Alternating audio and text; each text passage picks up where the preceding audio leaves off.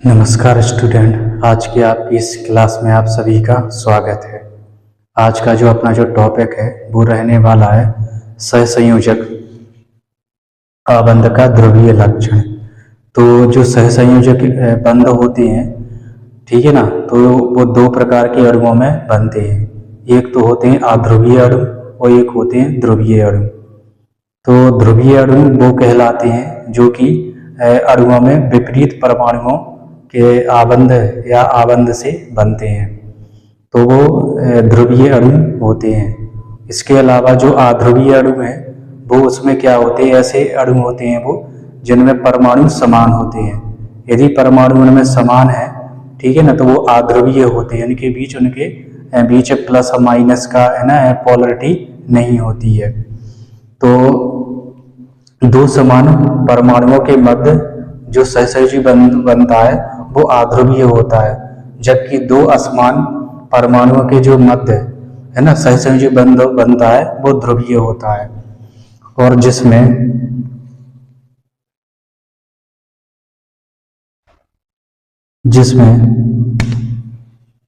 साझे का इलेक्ट्रॉन जिसमें साझे का इलेक्ट्रॉन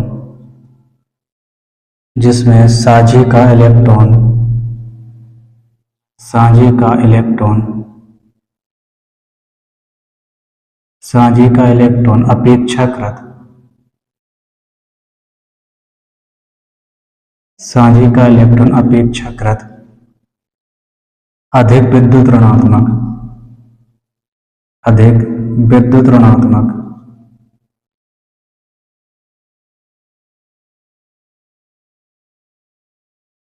अधिक विद्युत ऋणात्मक परमाणु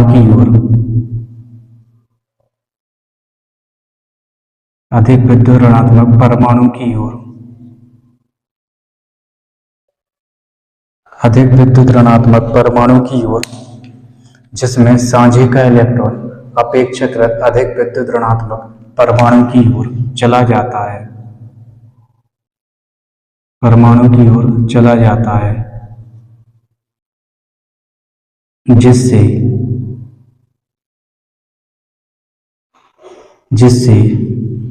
अधिक विद्युत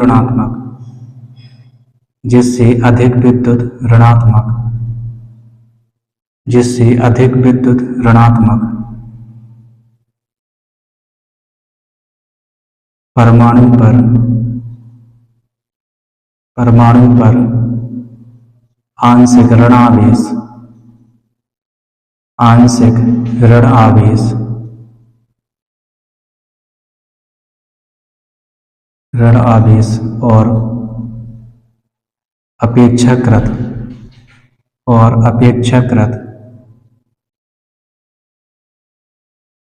और अपेक्षाकृत कम विद्युत ऋणात्मक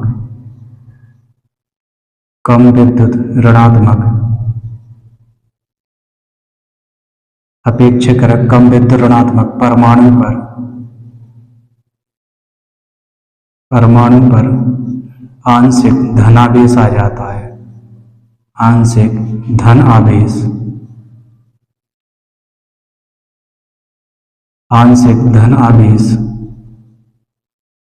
आ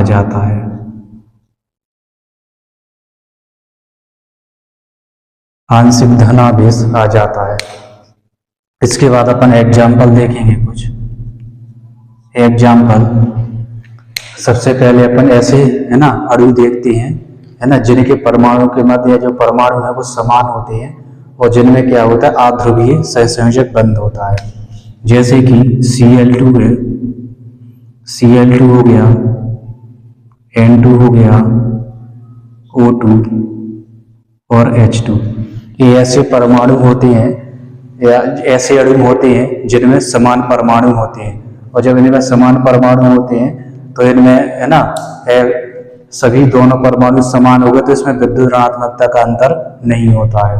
और जब विद्युत ऋणात्मकता नहीं होगी तो अपना इलेक्ट्रॉन अपने पास है ना रखते या फिर साझे, यदि बंध टूटेंगे है ना तो अपना इलेक्ट्रॉन ले लेते हैं, और यदि बंध बनाए रहते हैं तो साझे में रहते हैं। लेकिन तो ये क्या होती है, ये अध्रुवीय अणु होते हैं, ये अध्रुवीय अणु है। अध्रुवीय अणु हैं। इनके Cl2, इनमें जो बॉन्ड बनेगा, ठीक है, वो समान परमाणु के मध्य बनता है। जबकि जो विपरीत आवेश वाले होते हैं, जैसे कि HCl है, HCl, HF, HBr, HI, ये विपरीत आवेश है ना, यानी कि विषम परमाणुओं के मध्य, है ना, ये आबंध बनते हैं। इसलिए क्या होते हैं, ये ध्रुवीय होते हैं, ये ध्रुवीय होते हैं।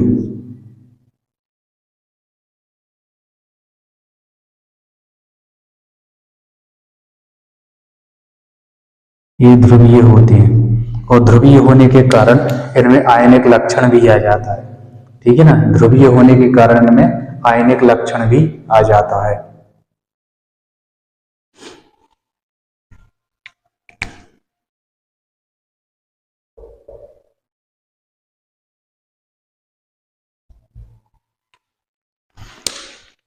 इनमें इनकी जो विद्युत ऋणात्मकता है ना, फ्लोरीन, क्लोरीन, है ना, ब्रोमीन और आयोडीन, इनकी क्या है, विद्युत ऋणात्मकता अधिक होती है।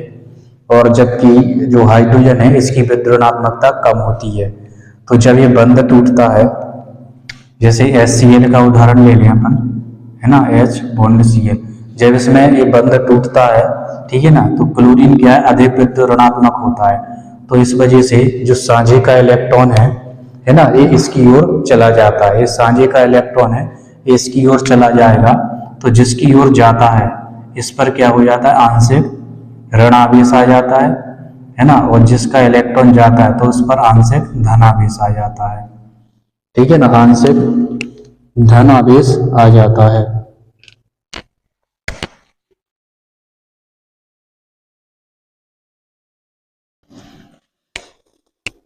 तो इस तरीके से, है ना, आयनिक लक्षण भी प्रदर्शित करते हैं और इसमें क्या आयन बन जाते हैं। ठीक है ना, तो इससे जो घटना है या इसके जो अणु होते हैं, तो इस प्रकार के अणुओं को अपन ध्रुवीय अणु कहते हैं। ये अध्रुवीय अणु होते हैं और ये ध्रुवीय अणु होते हैं। और इस प्रकार की जो घटना होती है वो पोलैरिटी यानी कि ध्रुवता कहलाती है। तो इस प्रकार की जो घटना है वो ध्रुवता कहलाती है। ध्रुवता के कारण, ध्रुवता के कारण, ध्रुवता के कारण इन यौगिकों में आयनिक लक्षण आ जाता है। आयनिक लक्षण आ जाता है, जिससे जल में विलेयता, जिससे ये जल में विलेयता प्रदर्शित करने लगते, जिससे ये जल में विलेयता प्रदर्शित करने लगते हैं।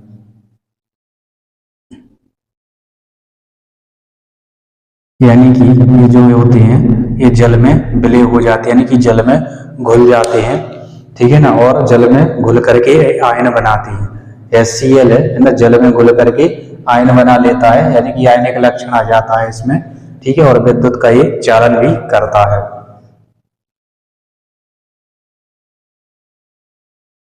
इसके अलावा ये जो यौगिक होते हैं, इनमें की विद्युत ऋणात्मकता में जितना ज्यादा अंतर होता है, ठीक है ना, तो इनमें आयनिक कैरेक्टर आ जाता है।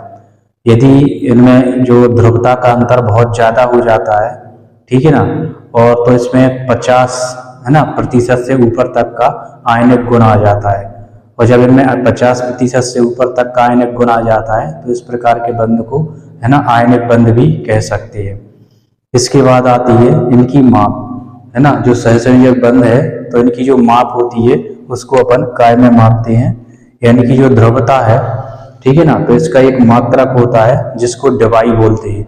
एक वैज्ञानिक थे, ठीक है ना, एक वैज्ञानिक थे पीटर डिबाई, एक रसायनज्ञ थे पीटर डिबाई, जिन्होंने क्या है सहसंयोजक अणु या ध्रुवीय, है ना, अणुओं के मध्य ध्रुवता का अध्ययन किया और उसको है ना मापने का प्रयास किया था। ठीक है ना, तो उसकी एक इकाई उन्हीं के सम्मान में, उन्हीं के नाम के सम्मान में, ठीक है ना, उनकी के नाम पर जो ध्रुवता की जो इकाई होती है वो डिवाई होती है। ठीक है, तो इसके बाद अपन है ना डिवाई होती है जिसको अपन द्विध्रुव आघूर्ण बोलते हैं। ठीक है ना, तो सबसे पहले उन्होंने ही है ना बताया था कि इनमें द्विध्रुव आघूर्ण है ना पाया जाता है, इसलिए उनके सम्मान में है ना द्विध्रुव आघूर्ण की जो इकाई है वो डिवाई मानी गई है। तो उसके बाद अपन यहाँ पे देखेंगे ध्रुवीय प्रकृति की माप। यहाँ पे ध्रुवीय प्रकृति की ध्रुवीय प्रकृति की माप, ध्रुवीय प्रकृति की माप। तो जो सहसंयोजक बंध होता है, ठीक है ना, उनकी ध्रुवीयता की जो माप है वो द्विध्रुव आघूर्ण में मापी जाती है। तो जो सहसंयोजक बंध होता है, ठीक है ना, जो सहसंयोजक बंध होता है या सहसंयोजक अणु में, जो सहसंयोजक अणु होता है किसी सहसंयोजक अणु में, किसी सहसंयोजक किसी सहसंयोजक अणु में ध्रुवीयता की माप, ध्रुवीयता की माप द्विध्रुव आघूर्ण, द्विध्रुव आघूर्ण,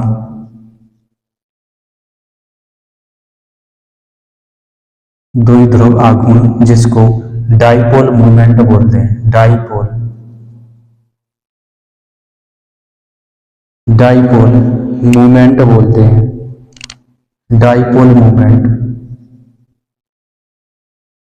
के रूप में की जाती है, के रूप में, डाइपोल मूवमेंट के रूप में व्यक्त की जाती है, के रूप में व्यक्त की जाती है। ठीक है, तो कोई भी सहसंयोजक अणु है, ठीक है, और ध्रुवीय अणु है वो, है ना, तो उसकी ध्रुवीयता की जो माप है वो द्विध्रुव आघूर्ण यानी कि डाइपोल मूवमेंट के रूप में की जाती है। तो इसको मापने के लिए इन्होंने है ना एक सूत्र दिया था। ठीक है ना, तो मैं इसको इरेज किए दे रहा हूं और उसके बाद अपन डाइपोल मूवमेंट है ना उसके बारे में अपन थोड़ा बहुत पढ़ेंगे और इसके बाद उससे संबंधित कुछ सवाल भी अपन सॉल्व करेंगे। इसके बाद अपन है ना द्विध्रुव आघूर्ण यानी कि डाइपोल मूवमेंट के बारे में पढ़ेंगे। तो सबसे पहले इसकी है ना परिभाषा देखते हैं। तो इसमें लिखेंगे अपन किसी बंध का, किसी बंध का, किसी बंध का द्विध्रुव आघूर्ण, किसी बंध का द्विध्रुव आघूर्ण, किसी बंध का द्विध्रुव आघूर्ण विद्युत आवेश का मान, द्विध्रुव आघूर्ण विद्युत आवेश का,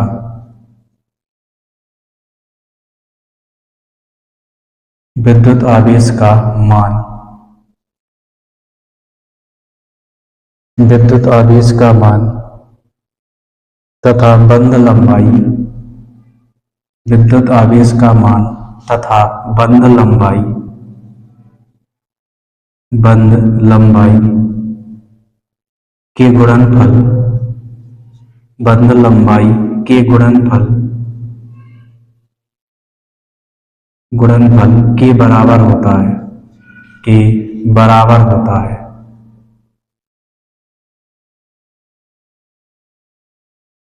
के बराबर होता है। द्विध्रुव आघूर्ण को म्यू से प्रदर्शित करते हैं, द्विध्रुव आघूर्ण को, द्विध्रुव आघूर्ण को,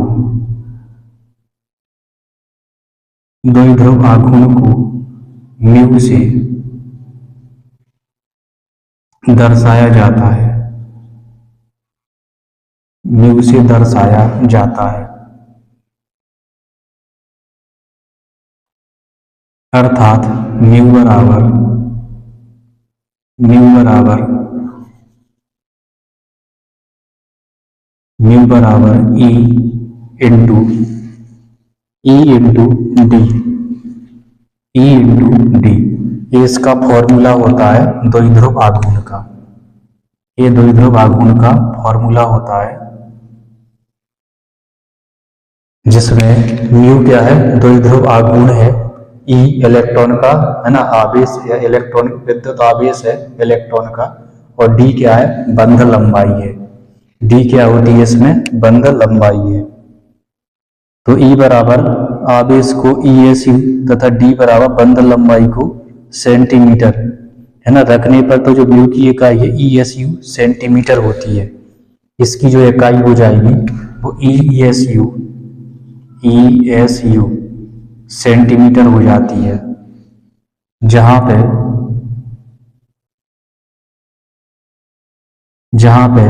ई बराबर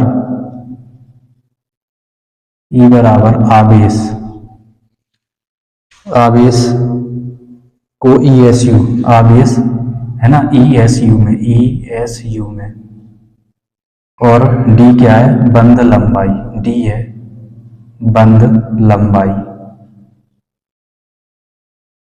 डी है बंध लंबाई। इसको अपन सेंटीमीटर में रखेंगे, जो बंध लंबाई है सेंटीमीटर में। ESU का मतलब होता है electrostatic system of unit. ESU का मतलब है, ESU का पूरा नाम लिख लो, ESU इलेक्ट्रोस्टैटिक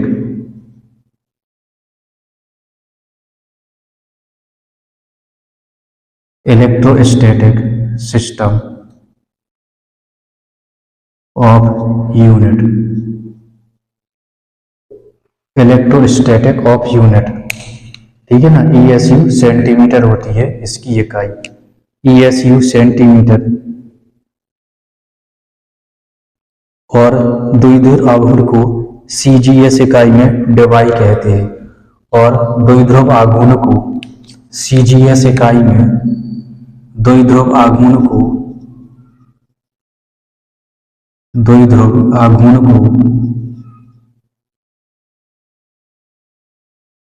CGS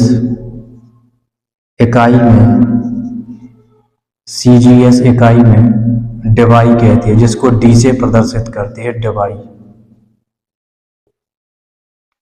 कहते हैं। CGS पद्धति में है ना, ये जो CGS है, CGS में एक डिवाई बराबर, CGS में एक डिवाई बराबर 10⁻18 ESU होता है, 10⁻18 ESU सेंटीमीटर होता है, 10⁻18 ESU होता है, ESU सेंटीमीटर। CGS पद्धति में 10⁻18 ESU सेंटीमीटर होता है, जबकि SI में एक डिवाई बराबर 3.3564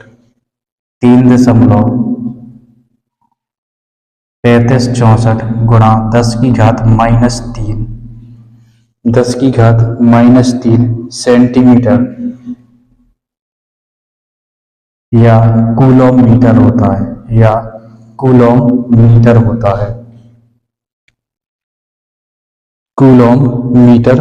है। ठीक है, तो इस तरीके से द्विध्रुव आघूर्ण की कुछ है ना ये गणितीय पैमाने हो गए। इसके अलावा जो द्विध्रुव आघूर्ण है एक दिशात्मक राशि होती है, ठीक है ना। तो जो परमाणु ज्यादा विद्युत ऋणात्मक होता है या साझे का इलेक्ट्रॉन जिसके पास जाता है ना, तो उसी की साइड है ना तीर के निशान द्वारा इसको दर्शाते हैं। तो इसको अपन HCl के द्वारा समझ सकते हैं, ठीक है, जो HCl है, ठीक है ना। तो इसमें क्या होता है, इसमें ये विद्युत ऋणात्मक है, HCl में ये ज्यादा विद्युत ऋणात्मक है, तो इस तरीके से तीर लगा के इसको दर्शाते हैं अपन। इसमें क्या होता है, जो क्लोरीन है अधिक विद्युत ऋणात्मक होता है, इसलिए इस पे आंशिक ऋणावेश और जो हाइड्रोजन होता है इस पर आंशिक धनावेश आ जाता है, ठीक है ना। और इसको इस तरीके से अपन दर्शाते हैं, ठीक है ना, इसको इस तरीके से अपन दर्शाते हैं। ये बंध लंबाई होती है बीच की, ये बंध लंबाई है इतनी, ठीक है ना। तो इस तरीके से इसको अपन दर्शाते हैं, है ना। द्विध्रुव आघूर्ण, किसी सहज अणु में द्विध्रुव आघूर्ण को अपन एक तीर के द्वारा दर्शाते हैं, और ये तीर उस दिशा में जाता है जहां पे जो परमाणु है वो अधिक विद्युत ऋणात्मक होता है, ये उसी साइड जाता है। इसके अलावा कुछ बहुपरमाणु का, है ना, बंध वाले अणु भी अपन देखेंगे, ठीक है, जिसमें क्या है द्विध्रुव आघूर्ण का मान शून्य भी हो सकता है, ठीक है ना। जब उसमें बहुत सारे बंध होते हैं तो जरूरी नहीं कि अणु क्या है ध्रुवीय भी हो।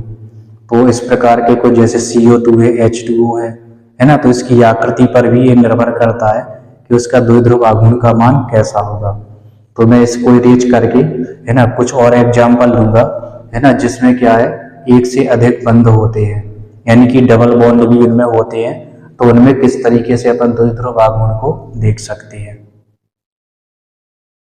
जो CO2 मॉलिक्यूल होता है, ये दो बंध, है ना, दो बंधों के बीच, है ना, ये बनता है, ठीक है ना। जो ध्रुवीय अणु है, यानी कि जो CO2 होता है, ये दो ध्रुवीय बंध कार्बन और ऑक्सीजन, है ना, परमाणुओं के मध्य बनता है, ठीक है ना। दो प्रकार के ध्रुवीय बंध होगी, है ना, जिसमें कार्बन और ऑक्सीजन होते हैं, ठीक है ना। तो इसमें जो द्विध्रुव आघूर्ण का मान है वो शून्य हो जाता है, क्योंकि कार्बन के बीच में दोनों साइड क्या हो जाते हैं, जो अधिक विद्युत ऋणात्मक तत्व आ जाते हैं, यानी कि एक साइड ऑक्सीजन यहाँ पे, एक साइड यहाँ पे। इस कंडीशन में इसका जो द्विध्रुव आघूर्ण का जो मान है वो शून्य हो जाता है ना। तो इससे के माध्यम से अपन, है ना, अणु की जो आकृति है उसको भी अपन देख सकते हैं कि अणु की आकृति कैसी होती है। तो जो CO2 है कुछ इस तरीके से व्यवस्थित होता है, बीच में, है ना, कार्बन रहेगा, इस साइड ऑक्सीजन रहेगा और इस साइड ऑक्सीजन रहता है,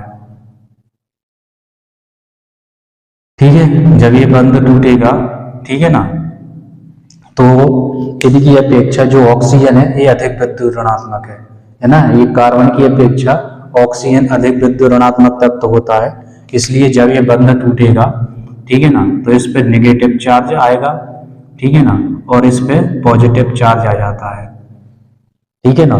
इसी प्रकार जब इस साइड के बॉन्ड टूटते हैं, ठीक है, जब इस तरीके के बॉन्ड यहाँ साइड के बंध टूटेंगे तो इसमें भी जो ऑक्सीजन है ये अधिक विद्युत ऋणात्मक तत्व है, इसलिए इस पर आंशिक ऋणावेश आ जाएगा, ठीक है, और कार्बन पे आंशिक धनावेश आ जाता है, ठीक है ना। तो आप देख रहे हो ऋण आवेश और धनावेश दोनों बराबर है, ठीक है ना, यहाँ पे दोनों साइड बराबर है। इस कंडीशन में इसका जो डाइपोल मूवमेंट है, ठीक है ना, इसका जो द्विध्रुव आघूर्ण का जो मान है वो शून्य हो जाता है, ठीक है ना। तो इस कंडीशन में, है ना, जो डाइपोल मूवमेंट है, डाइपोल मूवमेंट यानी कि जो म्यू का मान है वो शून्य हो जाता है, ठीक है ना। तो इस कंडीशन में, और इससे अपन को पता है ना, ये भी लगा सकते हैं अपन कि जो अणु है वो रेखीय होगा, ठीक है ना। क्यों? क्योंकि यदि दूसरी शेप का होता तो ये कंडीशन नहीं बन पाती, है ना। तो इस तरीके से भी अपन को पता चलता है कि जो CO2 जो अणु होता है वो रेखीय होता है। इसके अलावा दूसरा अपन देखेंगे H2O। इसके बाद दूसरा अपन देखेंगे H2O। इसके बाद जो H2O अणु है इसमें तो डाइपोल मूवमेंट इसका शून्य हो जाता है, ठीक है ना। इसमें दो दो, है ना, जो परमाणु होते हैं विद्युत ऋणात्मक होते हैं, लेकिन फिर भी इसका जो डाइपोल मूवमेंट है वो शून्य हो जाता है। लेकिन H2O के साथ ऐसा नहीं होता है। H2O का जो डाइपोल मूवमेंट है, ठीक है ना, या द्विध्रुव आघूर्ण है, इसका होता है 1.84 डिवाई होता है, 1.84 डिवाई होता है इसका मान, ठीक है ना।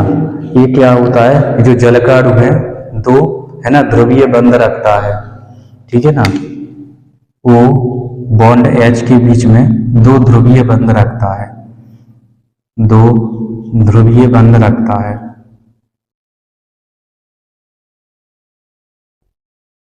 इसकी जो संरचना है, ठीक है, वो रेखीय ना होकर कोणीय यानी कि बेंट रूल के अनुसार होती है, ठीक है, या इसको ब्रेंड स्ट्रक्चर भी बोलते हैं। तो वो कुछ इस तरीके से होती है, बीच में ऑक्सीजन होगा और यहाँ पे एक हाइड्रोजन होता है, वो एक हाइड्रोजन यहाँ पे, यानी कि भी शेप्ड हो जाती है इसकी, है ना। तो ये क्या होता है, विद्युणात्मक ज्यादा है हाइड्रोजन की अपेक्षा, तो इस पे है ना आंशिक ऋणावेश और इस पे आंशिक धनावेश आ जाता है।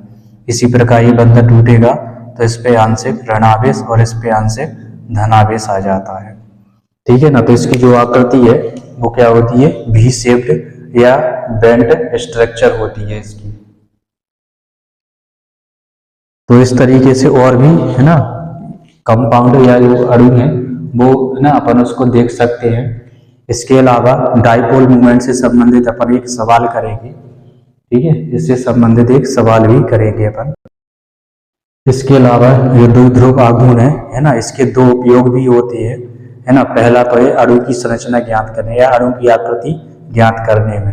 तो द्विध्रुव आघूर्ण के द्वारा अपन जो अणु है ना, उसका आकार कैसा होगा इसके बारे में अपन है ना बता सकते हैं, पता कर सकते हैं। इसके अलावा इसका जो दूसरा उपयोग होता है वो होता है आयनिक लक्षण की गणना करने में, ठीक है ना। कोई कंपाउंड है या सहसंयोजी अणु है तो उसमें कितना आयनिक लक्षण है ये अपन इसके द्वारा ज्ञात कर सकते हैं। तो आयनिक लक्षण ज्ञात करने के लिए है ना इससे संबंधित अपन एक सवाल करेंगे, ठीक है। मैं इसको साफ किए दे रहा हूं। आयनिक लक्षण ज्ञात करने के लिए है ना एक थोड़ा सा एक सवाल है। HCl है, इसका जो डाइपोल मूवमेंट है ना 1.03 डिवाई दिया गया है और इसकी जो बॉन्ड लेंथ यानी कि बंध लंबाई है 1.2 एंगस्ट्रॉन है। तो HCl में आयनिक लक्षण की प्रतिशत मात्रा की गणना कीजिए। तो HCl है, ठीक है ना, इसमें कितना आयनिक लक्षण है वो अपन को निकालना है। तो इसके लिए फॉर्मूला है प्रतिशत आयनिक लक्षण, प्रतिशत आयनिक लक्षण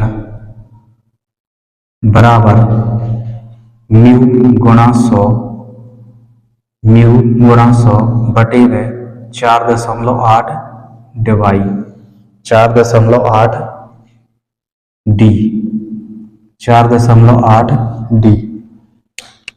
ये क्या होती है, डी बंध लंबाई होती है। ये जो डी है ये बंध लंबाई है। इसमें अपन इसका मान रख देते हैं, ठीक है ना, 4.8 डी ये बंध लंबाई है। इसमें मान रख देंगे, म्यू का मान दिया गया है, म्यू बराबर है 1.03 डिवाई बॉन्ड लेंथ यानी कि डी है 1.2 एंगस्ट्रॉन। निकालना है अपन को आयनिक कैरेक्टर, तो इसमें मान रख दो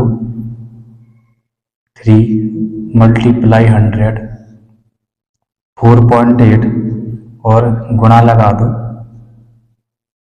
है ना। तो बॉन्ड लेंथ है 1.2, बॉन्ड लेंथ हो जाएगी इसकी 1.2। इसको जो अपन कैलकुलेट करेंगे, ठीक है, इसको अपन को कैलकुलेट करना है। यहाँ पे ये दशमलव हटाएंगे, है ना, तो 2 जीरो बढ़ जाएंगे यहाँ पे। इस प्रकार इस पे है ना दशमलव हटाएंगे तो 1 जीरो, यहाँ पे दशमलव हटाएंगे तो 1 जीरो, तो 2 जीरो से 2 जीरो कैंसिल हो जाएंगे, ठीक है। बचा क्या 103 गुणा में 100 और बटे में 48 और गुणा में 12। इसको जब अपन कैलकुलेट करेंगे, ठीक है, तो ये लगभग आता है 17 इसका जो मान आएगा 17.88 आएगा, 17.88 इसका जो मान आता है। यानी कि जो HCl अणु है उसमें जो आयनिक कैरेक्टर है वो 17.88 होता है। इस तरीके से ये छोटा सा एक सवाल था, ठीक है, जो कि इसी से संबंधित है आयनिक लक्षण निकालने के लिए, ठीक है। तो आज तक की क्लास में बस इतना ही। आगे जो नेक्स्ट वीडियो होगा तो उसमें अब अपन है ना आयनिक बंध के सहसंयोजी लक्षण पढ़ेंगे। अभी अपन ने इसमें है ना जो सहसंयोजी बंध के जो लक्षण है या ध्रुवीय लक्षण है ना आयनिक लक्षण, ये सब अपन ने पढ़ा। अब आयनिक बंध के अपन सहसंयोजक लक्षण पढ़ेंगे। ठीक है, जो आयनिक बंध होते हैं, ठीक है ना, तो उनमें क्या है, सहसंयोजी लक्षण होते हैं, है ना, तो उसके बारे में अपन पढ़ेंगे। तो आज तक की क्लास में बस इतना ही। इसी तरीके से हंसते रहिए, खेलते रहिए, मुस्कुराते रहिए और पढ़ते रहिए। वीडियो अच्छा लगे तो अपने दोस्तों के साथ जरूर शेयर कीजिए। नमस्कार।